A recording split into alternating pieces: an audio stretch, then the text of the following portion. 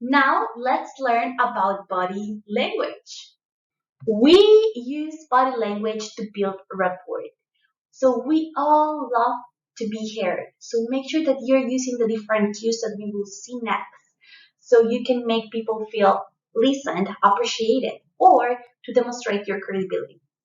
Open body language and functional gestures will allow your audience to follow whatever you are explaining more easily. For example, it's not the same if I say to you, so I want to talk to you about three strategies versus I want to talk to you about three strategies. If you see my hands during the conversation, it's going to be easier for you to follow my message. Then, whenever someone is speaking to you, you can lean forward to them. This will show them that you're really listening and that they have your full attention.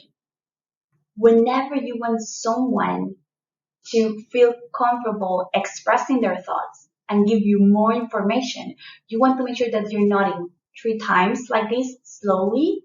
That way they will feel more encouraged to talk more with you. It's not the same when someone is speaking to us and we say like, because we're like in a hurry for us to start speaking and say your point of view. That's not what we want. What we want is three calm nods so they see that we are really engaged and understanding their message. Do not be afraid to show your smile and show a decaying smile. This is a smile that allows you to see your wrinkles in here. This is a genuine smile. We love to see these smiles in others because it makes us feel appreciated and we feel like the other person is authentic and they truly feel happy with us. Another great way to build rapport and make the other person feel heard is by tilting your hair like a small inclination like this. So it makes them feel like you are really paying attention to them. So it's a great thing to use. And it can also be used to deliver bad news as it shows a lot of empathy. So another way to easily build rapport is through touch. High fives, hugs, handshakes, those are things that are very easy for us to do. And studies have shown that people who demonstrate this type of professional touch, definitely with its respective limits within the workplace, and you always want to be very respectful with people. Studies have shown that people who engage in this type of behavior very professionally get more promotions, win more games, and get better opportunities. So it's something that it's very easy for us to do and has a great return. Another easy tip to do is to use your expressions like raising your eyebrows. Whenever someone is saying something interesting or that surprises you, you can raise your eyebrows. Something as easy like that, and it will show to them that you're paying attention, that you are engaged with them, so they will feel more motivated to speak more with you. And finally, we have mirroring. If we are talking with a manager, with a leader, and we see that they have a particular tendency in their movement, we can mimic it. So they feel like a type of connection, a sense that we're one of the same. So you can do this to show empathy and that you are within the same team. So they will feel more inclined to like you. So, whenever you are speaking, let's talk about the five powerful gestures you can do. These are the satire categories by Virginia Satir. We have to remember that our body is connected to our voice. So, whenever you use our body, we are making our voice sound more interesting and we're going to make our audience more engaged. So, the first one is facing your abs up. This powerful gesture is an invitation gesture. It's a way of saying hello when we're starting a speech. That's a way for us to welcome the audience. It's a gesture that is very inviting and very warm. Then we have hands on chin and this other one here, like this. This one shows that you are paying attention and listening. I am computing whatever you're saying. I'm processing the information. I am paying attention to you. So this one is very useful when someone is venting out to you or they are explaining you something that is very critical and you want to show your respect and you want them to feel heard. Then we have this one that is the palms facing down. This one is very authoritative. You can use it to give an instructions or to guide something that is very critical and serious.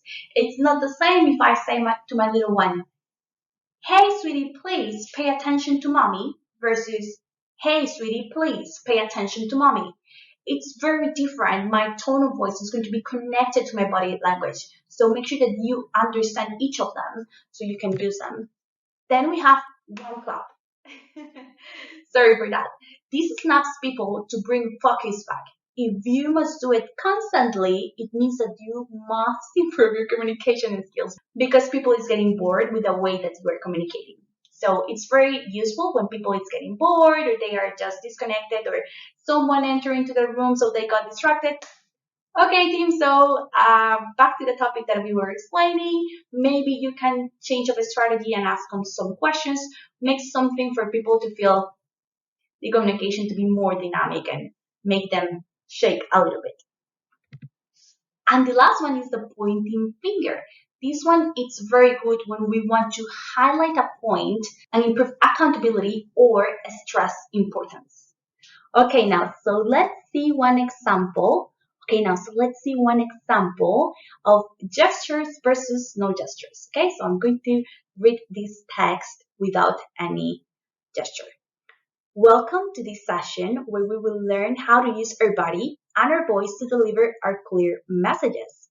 This will help you be truly influential and charismatic at work to skyrocket your career and get a lot of amazing opportunities. Remember, you are the creator of your career, so dedicate the effort it deserves. Okay, now I'm going to read it using my gestures. Welcome to this session where we will learn how to use our body and our voice to deliver our clear messages.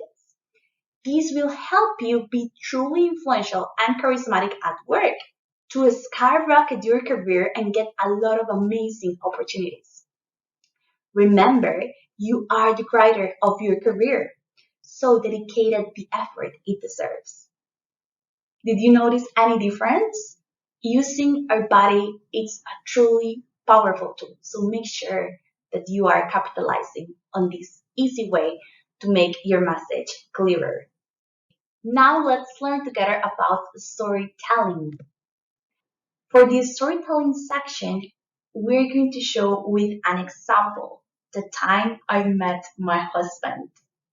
So I met my husband using Tinder more than 5 years ago. We seem to have the same interests, like we love like exercise and going outdoors, the beach and things like that.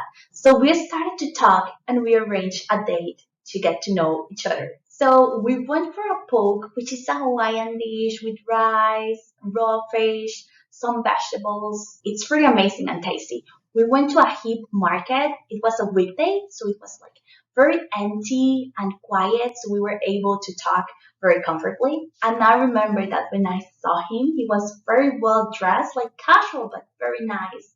And his smell, I don't know, it was like fresh and masculine. He was giving me really nice vibes. But then when we started to talk, he just talked about himself, his career journey, his aspirations. He monopolized the conversation and talked only about himself. I started my career when I was very young at whatever. So I definitely thought, okay, so he should definitely be not interested in me because he does not care about anything about my life. I was not 100% sure, so we went for a walk after eating the dish, and I tried to step a little bit closer to give him a kiss. But then he very polite and discreet step away from me, from my case. He skipped my case. So I was truly embarrassed and I realized, okay, yes, for sure. So he does not like me. This was a fiasco. So I heard him a little bit more talking about himself and I felt like, hey, I have to go, tomorrow I have to work. So it's better for me to leave. So we went together to the parking lot. And before I said goodbye, he caught my arm and pulled me towards him and gave me this amazing kiss that made me feel butterflies, elephants. I saw rainbows. It was a very magical and amazing kiss. And then, well, we got married years later and all of that. And the reason why I told you this story is because when we started dating and we started to talk more about that awkward date, he explained me that I was giving him like so many cues that made him feel that I was truly engaged and interested in everything that he was telling me. And to be fair, I know that's true. I know how to do that to people because, this is my work. So I know how to make people feel comfortable and open up with me. But he was smart enough to detect that I was getting bored and that I was not feeling any spark for him to correct the actions at the end of the day. Okay, so let's recap the storytelling formula now that you just heard one. When people remember your story and message, they remember you. So they will feel more connected to you. And we remember stories more than facts and data. So the first pillar of great storytelling is going to be context. The what, where, who, and when. Then we have a vivid description, visual space description, the sounds, the feeling, the emotions, and the smells. And finally, we're going to bring characters to life through body language, voice mimicking, space usage. So let's recap what I did. The context. I explained you we met 5 years ago via Tinder that we went to a date in a market. It was a weekday. With description, I explain you how my husband smelled, what we ate, how was the market that we were in, so you can navigate with me and travel back in time together. I'm bringing characters to life. I mimic his voice. I use the space when I was mimicking my husband. I use this side. When I was mimicking myself, I was mimicking this other side. And I close the story with something that I want to connect the dots with. So the reason I'm telling you this is because blah, blah, blah, blah, blah. So this is very important for you to make your point across. So the top mistakes I see people make when they are telling stories is that they are either way too short, not enough details, people do not process how you arrive at your conclusion, or way too long. People simply get bored and they lose focus. So you want to aim for 2 to 3 minutes.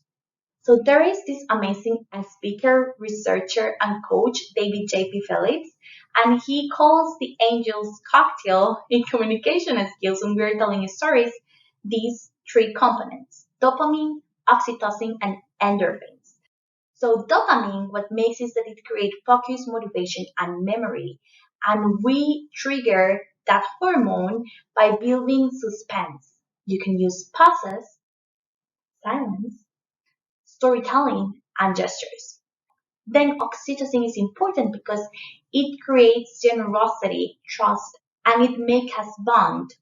You trigger it by showing empathy or telling a very relatable story so people see you as someone who is really authentic, honest, and vulnerable. And lastly, we have endorphins, which create creativity. It makes us feel more relaxed and more focused, and we create it by making people laugh, telling jokes. And then we have the opposite side, the devil's cocktail. And this is created when we trigger cortisol and adrenaline. So this creates stress, anger, irritability, intolerance, lack of creativity, bad decisions, memory impaired. It's awful. We want to avoid cortisol and adrenaline when we are telling a story. How do we create them? By screaming like very loud and losing our calm, like sharing that negativity. So this is like when a mom screams, well, maybe a Latina mom screams to their child, right? Like we tend to be very loud and very angry. So this triggers adrenaline and stress, and this is what we want to avoid when we are giving a pitch or a course.